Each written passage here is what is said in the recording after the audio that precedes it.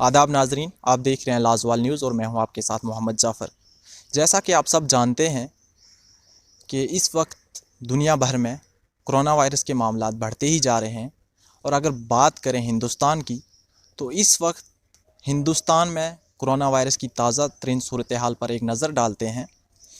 इस वक्त हिंदुस्तान में टोटल केसेस जो हैं मस्बत जो पाए गए हैं वो 1071 हैं। तो जो अभी तक जितने लोगों की मौत हुई है वो 29 हैं। और लास्ट के 24 घंटे में जो केस मस्बत पाए गए हैं वो 92 हैं। और लास्ट 24 घंटे में जो मौतें हुई हैं वो सिर्फ 4 लोगों की मौत हुई है लास्ट 24 आवर्स में।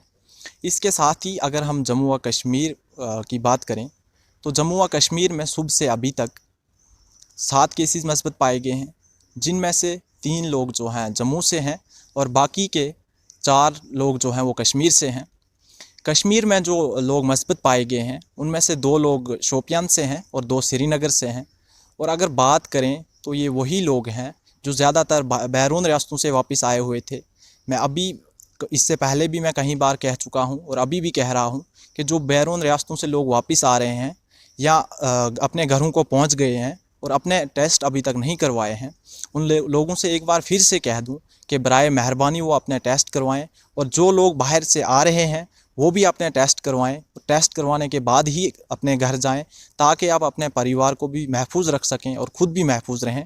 मज़ीद अपडेट्स के लिए देखते रहिए लाजवाल न्यूज़।